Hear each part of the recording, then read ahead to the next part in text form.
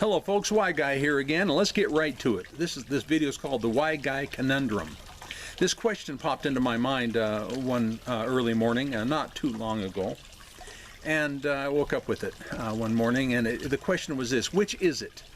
Is it hypocritical? Is it a conundrum? Or is it oxymoronic to say, I believe in a place called hell and a power called grace? Folks, one of them is untrue, and yet it's being taught is that they're both true.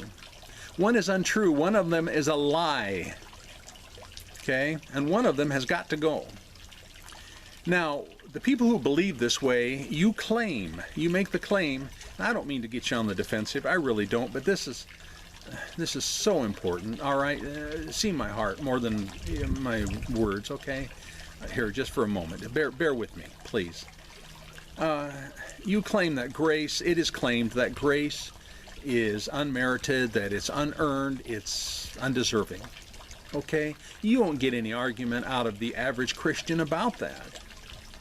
Well, me being a novice electrician most of my adult life, I'm going to use an analogy that the power, okay, rather than the lines that come to your home, to feed you electricity, the power in this context, what I'm talking about as far as where grace and faith and love and God, all that comes in, I'm going to call the power of love goes to every switch.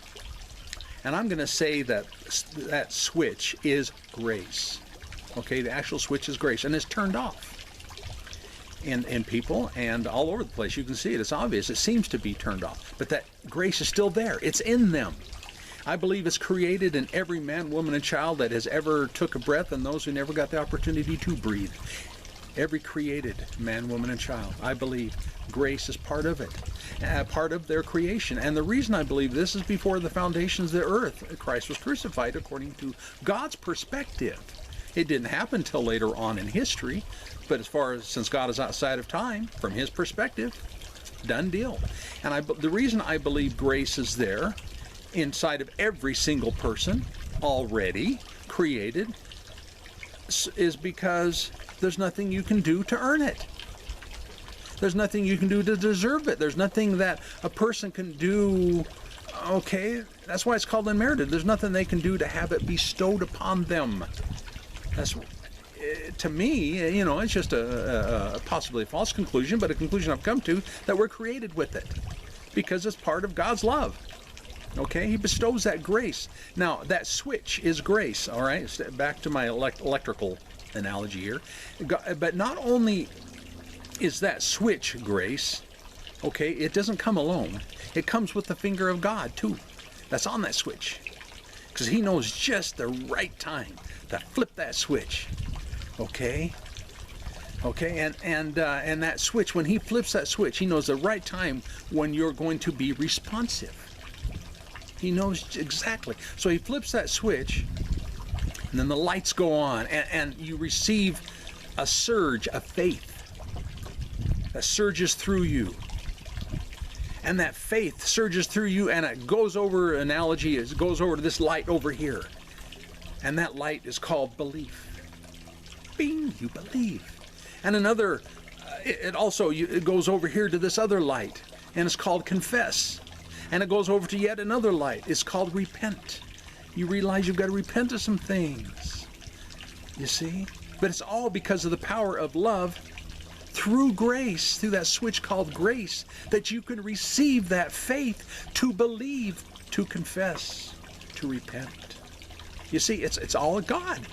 It's so cool. And it answers the fact that you didn't deserve it. But God knew it, what time that you would receive it. Okay, well, anyway, that's a why guy analogy. I hope that made sense. Back to our conundrum here, okay?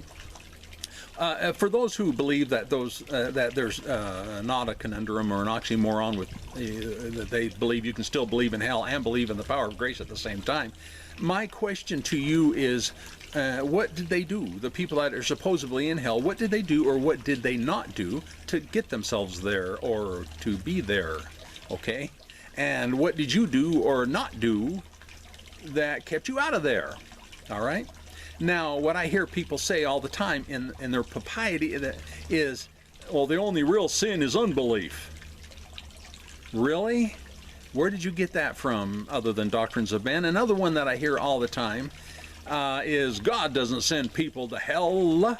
You got to end it with a L. God didn't send people to hell. They chose to go there by not believing.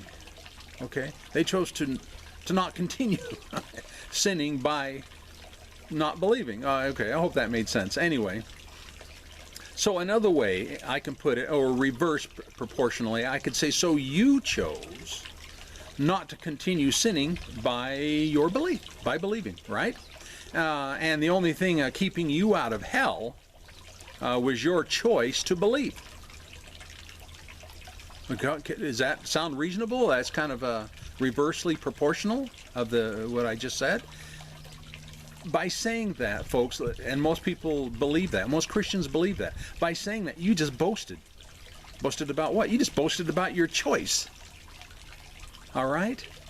It really boils down to that. Yet, if it is the only real sin is unbelief, which you can't find anywhere, but anyway, the only real sin that's going to send people to hell is unbelief. Yet Romans 5:20 says, but where sin increases, grace abounds all the more. So how does that work? If grace is unmerited and sin is the only belief, the sin of unbelief is the only thing that gets you to hell, but yet grace has nothing to do with what you do and don't do, what you say and don't say, what you believe and don't believe. Okay, grace has all those things, doesn't affect grace. Grace is separate from all of that, because if it wasn't, it wouldn't be called unmerited. All right, I hope this is making sense, okay? Because what people do or don't do doesn't affect grace, and you didn't do anything, dear person who believes the above. You didn't do anything to keep yourself out of hell, or else it was merited, but it's unmerited. I'm hoping this is making sense. Then the people that you claim are there, they don't belong there either. It has to be that way. In conclusion, hell has got to go. Thank you for viewing.